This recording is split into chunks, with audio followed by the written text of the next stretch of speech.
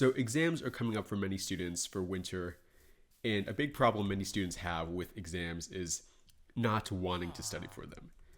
As we all know, studying for any test is often a quite boring process, and nobody really wants to do it, myself included, until I realized some key mistakes I was making in the studying process that were leading to me looking at studying in a much more boring way than it needed to be.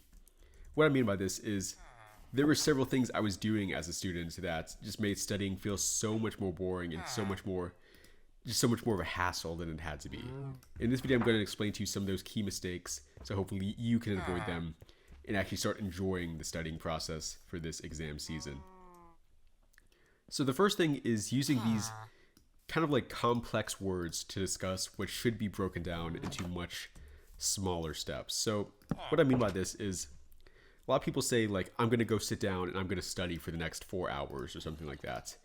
But that doesn't really explain what they're actually going to do. So you can say, I'm going to study algebra or I'm going to study chemistry, but it doesn't explain what you're going to be doing to study. Like, does that mean reading your textbook? Does that mean doing practice problems? Does that mean, I don't know, using flashcards? It can really mean anything. And the problem with this is when you don't specify, it makes it really easy to just procrastinate on it. And even when you do actually start studying, it makes it easy to just not like enjoy it or not want to do it because you don't know what to do. So it creates a lot of ambiguity and this creates problems. One thing I often talk about on this channel is this idea of clarity being inversely proportional to the chances of procrastinating. The more ambiguity that you put into the process, the higher your chances of just not doing it or not wanting to do it. And I'll put a graph on the screen right now showing this. Basically, if you want to see more results, if you want to stop procrastinating as much, just stop having as much ambiguity. Create more clarity. So back to the studying example. Instead of saying, I'm going to study for the next 4 hours, a better idea may be like, I'm going to read over this chapter for the next 4 hours. Or maybe even more specific than that. Like say, I'm going to use these flashcards on chapter 10 for the next hour. Or something like, I'm going to do some practice tests on chapter 3 from the internet for the next hour.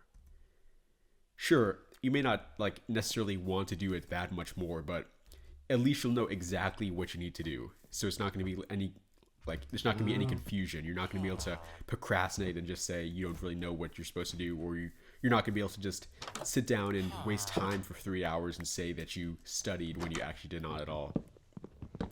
This is really the biggest thing because doing this alone just makes everything else in the process so much easier. Now, another big thing is creating some kind of plan for your studying for your next exam. So we all know when the exams are going to be. There's a date set for it. So it's a good idea to just like create a plan as for what you're going to study. I know one problem I got into in one of my past tests at school was that I knew what I needed to study. I knew exactly what I needed to do to study for the test, but I just didn't start soon enough. And so I literally did everything exactly right, but I just didn't have enough time to really understand the information and really to just fully grasp it in my mind.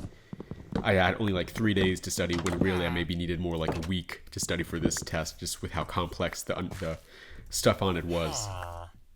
So it's really useful to just plan ahead and think exactly how much time you're going to need to study for it. Don't just give yourself like 2 days if you're actually going to need more like 5 days to study.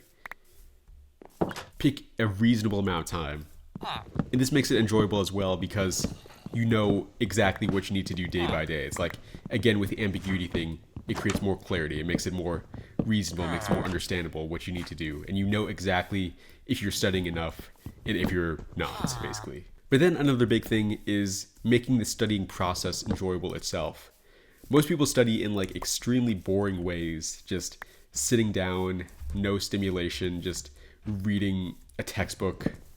And sure, sometimes that's kind of what you have to do, but there are plenty of ways you can make it more enjoyable. Like one is just playing music while you're studying. That's just an easy way to make it much more enjoyable. And sure, you may not be able to focus on everything exactly, but if it makes it a lot more enjoyable, it's honestly kind of worth it to not be able to have as much focus if you're able to study for a longer period of time in return, if that makes sense. Another useful idea is just like trying to get into a flow state when you're studying. So I see a lot of these people talk about stuff like the Pomodoro method, where they'll like take 25 minutes to study and then take a 5-minute break. I think this is just such a bad idea, to be honest, because if you study like this, you're never going to be fully into that flow state. You're never going to like really be invested in the material. You're just going to be constantly switching from being invested in it to being like hyper stimulated on your phone again. A better way is just to take a block of time and just fully dedicate it to studying. And so it may be like a decent amount of time, maybe like an hour or 2 hours, but you'll find that after you get into the study session, it's going to start feeling just like natural. It's like feeling relaxing as you study for this test.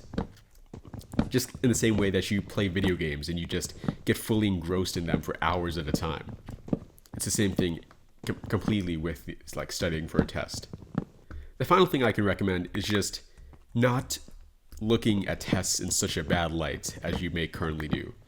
This honestly may be the most important thing out of this entire video, so I definitely recommend like listening closely to this next part. So many times in the past, I've kind of looked at studying as like a boring activity, that it's something I have to do rather than something I want to do. And yeah, definitely many times it is. Like most of the time you don't want to be studying. You just kind of have to for whatever class you're taking. But if you just kind of reframe your mindset a little bit and just think about, maybe it's not as boring as you originally thought. Like if you're studying something like, I don't know, chemistry, sure, there's a lot of it that is like really boring, but there's also some fun stuff to it. It can be like a puzzle trying to think of the different chemical formulas and trying to understand how all these different things work together. And so if you kind of reframe it and kind of look at it as like something fun you get to do rather than something you have to do, that will also just like completely transform the entire studying experience and make it something like actually enjoyable and something you actually like doing. Even more than that, you can think about how like maybe this will contribute very significantly to your future career. Maybe this is a very important step in your academic journey.